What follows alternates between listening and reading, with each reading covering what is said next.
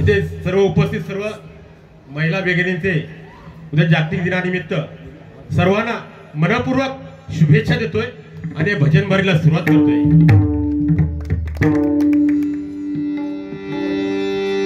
प्रथमतः परमेश्वराचा नामस्मरण करूया। 100% मनोरंजन होणार। आज जरी माझं गावाला जरी असलो तर अजिबात सोडणार नाही।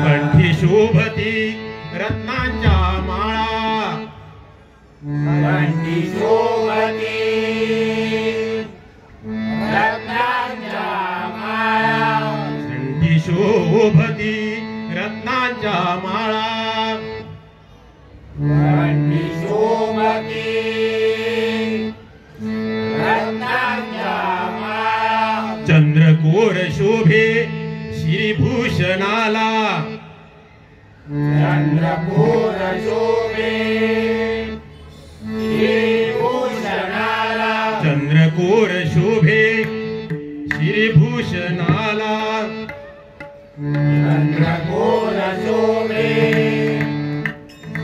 श्रीभूषणाला यज्ञो पवित्र धारण भुजंग केला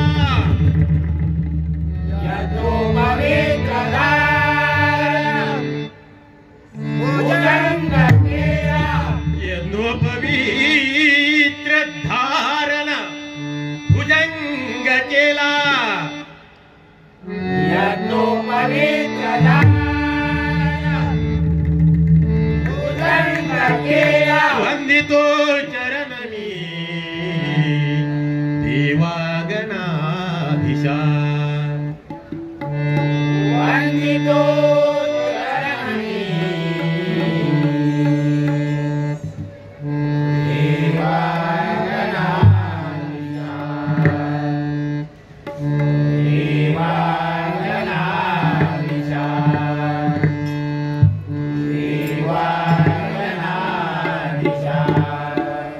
नादिर दीदानी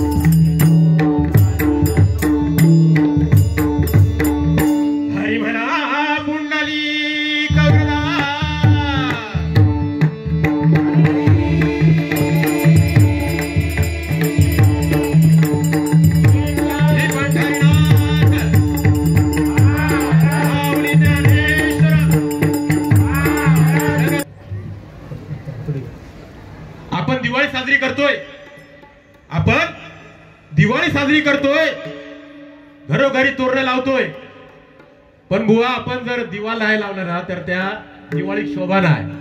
त्याचप्रमाणे बुवा कुठलाही कार्यक्रम असू दे, त्या ठिकाणी महिला वर्ग नसेल ना तर त्या कार्यक्रमाला शोभा नाही. म्हणजे महिला मंडळासाठी तोरण झाला पाहिजे. हे असे टाळे वाजव भाई. नंतर काय बघतलं हा, मी आजो मिरज सरान गेलो, नंतर भात पेरून जातलो. अरे काय कप्पा काय सांगते, हळूहळू घेतोय तुका सोडतंय काय. कसं माहिती बुवा, प्रत्येकाचा प्रारब्ध आहे, कोणाला चुकलेलं नाही. ज्या देवकी मातेला 8 मुलं झाली, ज्या देवकी मातेला 8 मुलं झाली, पण एकाही मुलाला स्तनपान करू शकले नाही, कारण ते देवकी मातेचं प्रारब्ध होतं. ज्याच्या पदस्पर्शाने अहिल्या मातेचा उद्धार झाला, ज्याच्या पदस्पर्शाने अहिल्या मातेचा उद्धार झाला, ज्याच्या नावाने पाण्यावरती पाषाण धरले, ज्याच्या नावाने पाण्यावरती पाषाण धरले, पण काय झाला, ज्याच्या पोराने त्याच्या बात भरले. रामचंद्राचं प्राण आहे बुवा. हा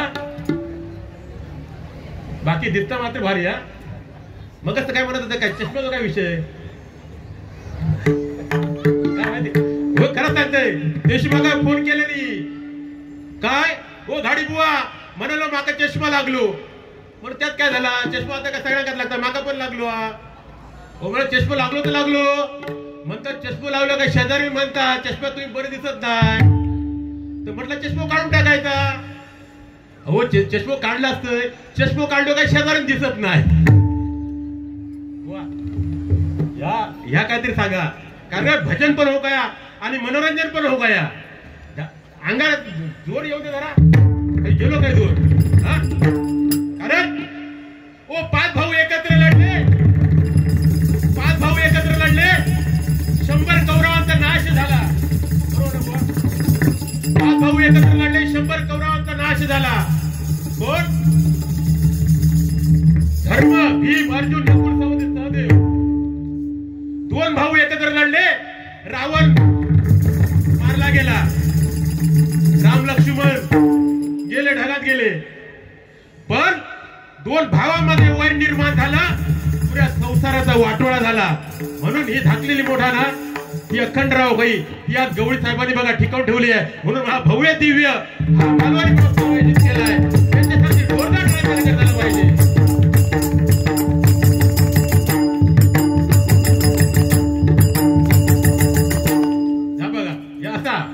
आणि 500 इले का ह्याच्यापेक्षा डबल वाचतला कसा पैसे देवा काय नको देव पण तुमच्या टाळ्यांच्या आम्हाला टाळ्यावरती हे करा उत्साह वाढवा. आणि जगाला पैसे देऊचे असले 100% आम्ही घेऊ राजी असो. बघा 4 कप्प्याचे जॅकेट घालून लिहिलंय अशी परिस्थिती आहे. पण गुलाम दिसता बघा भारी दिसता. मागून बघितलं तर राजेश खन्ना. मागून बघितलं तर राजेश खन्ना. पुढून बघितलं तो विनोद खन्ना. पण त्याच्या पोटाकडे बघितलं तो वडारी यांना. हळूहळू बुवा सोडणार नाही. मगाशी माका सुरुवातीत सांगितलंय की बुवाना सोडणार नाही गजरात घेणार. अरे तू काय घेणार ते आपण बघूया. आम्ही देणार तर तुम्ही घेणार ना. असू दे. प्रथमतः परमेश्वराचं नामस्मरण आता म्हणतो येईल तर काढायला सुरुवात केली काढू.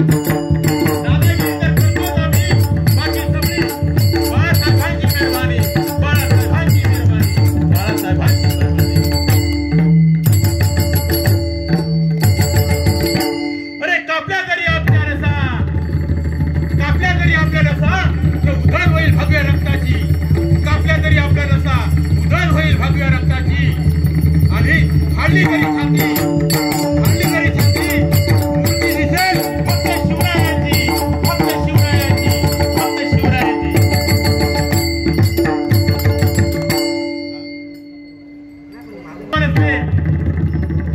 पुढचं बघायचं नाही. पत्ते जरी बावर असले तरी पिस्तारा एकच असतो. पत्ते जरी बावर असले पिस्तारा एकच असतो. एके जरी चार असले जिंकणारा एकच असतो. हवा कुणाची असते आवाज फक्त शिवसेनेचा नसतो, शिवसेनेचा नसतो, शिवसेनेचा नसतो. कारण सन्माननीय उद्योजक कोकाटे साहेब यांच्याकडून 200 रुपये बक्षीस आले. मंडळाच्या पुरस्कार करतोय त्याला उदंड आयुष्य लाभू दे अशी ती सप्तशृंगी मातेंनी प्रार्थना करतोय. कसा सन्माननीय संतोषजी गवळी साहेबांनी आणि त्याच्या पुरा टीमने या ठिकाणी 3.5 पीठ वा 3.5 पीठ. आता ऐका 3.5 पीठ म्हणजे काय. दक्षाच्या यज्ञामध्ये दक्षाने आपले दुसरी मुलीचं लग्न ठरवलं आणि तिचं आमंत्रण सतीला दिलं नाही. म्हणजे सती म्हणजे कोण? शंभू महादेवाची भार्या. पण कसं असतं माहिती आहे, शेजारी नसा असता. काही देवतांच्या भार्या येतेवेळी कैलास पर्वतावर जाऊन आल्या. त्यांनी काय सांगितलं की अगं तुझ्या बहिणीचं लग्न आहे, तुला आमंत्रण नाही. ते म्हणाला घरगुतीच आहे लग्न, मग आमंत्रणाची काय गरज आहे. म्हणून ती दक्षच्या पोरीच्या लग्नामध्ये आले. लग्नामध्ये आल्याबरोबर तिला समजलं की तिच्या नवऱ्याचा अपमान झालेला आणि त्यावेळी तिने पेटत्या यज्ञामध्ये उडी घेतली. आणि ही जेव्हा बातमी शंभू महादेवाला समजली, शंभू महादेव क्रोधाविष्ट झाले आणि सरळ त्यांनी दक्ष प्रजापतीच्या यज्ञाजवळ आले आणि पूर्ण यज्ञाचा विध्वंस केला. आणि ज्यावेळी सती जी जळत होती तिला हातात घेतलं आणि संपूर्ण त्रिभुवनामध्ये थैमान घातलं. त्यावेळी विष्णू देवाला समजलं की हे बाबा ह्या सगळ्या आटोक्याच्या बाहेर आता आपण काहीतरी केलं पाहिजे. म्हणून काय केलं, आपल्या हातात असणारे सुदर्शन चक्र सोडलं आणि त्याचे 51 तुकडे केले. 51 तुकडे केले आणि ते 51 तुकडे म्हणजे 51 शक्तीपीठ. आणि 51व्या शक्तीपीठाची 2 शक्तीपीठ झाली. आणि ती फक्त 3.5 शक्तीपीठ आपल्या महाराष्ट्रामध्ये आहे. एक कोल्हापूरची महालक्ष्मी, दुसरी सोलापूरची जगदंबा माता, तिसरं पीठ म्हणजे माहूर गावची महाकाली. आणि हे मूळ पीठ ज्याला आपण म्हणतो मूळ म्हणजे सप्तशृंगी गडावरची सप्तशृंगी माता. या ठिकाणी खरोखरच गवळी साहेब आणि त्यांचे सर्व टीमचे कौतुक करावं तेवढं कमी आहे. कारण प्रत्येक माणसाला सप्तशृंगी गडावरती जाणं शक्य होत नाही. म्हणून गवळी साहेबाने सप्तशृंगी मातेला या ठिकाणी आमंत्रित करून या ठिकाणी प्रतिकृती वसवली. त्या सप्तशृंगी मातेला नमस्कार करूया आणि गवळी साहेबांना उदंड आयुष्य लाभू दे अशी त्यांच्याजवळ चरणी प्रार्थना करूया आणि भजनाला सुरुवात करूया. ही बुवा 51 शक्तीपीठामधली ही 3.5 शक्तीपीठ म्हणजे महाराष्ट्रामध्ये आपल्या आहेत. असू दे, आपण आता रूपावली सुरुवात करूया.